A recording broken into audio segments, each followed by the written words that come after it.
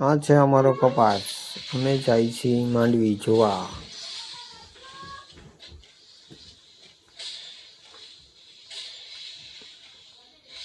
બે હાઈલા જાય છે.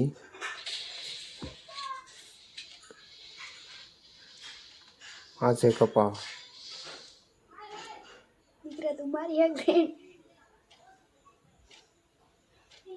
ફૂગી ગયા માંડવી વાળા ખેતરમાં.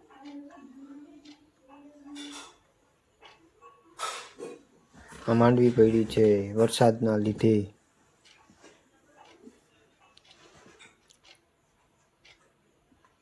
હવે બતાવું માંડવી.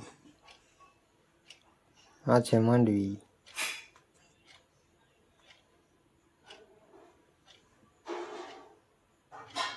આજનો મિની બ્લોગ પૂરો.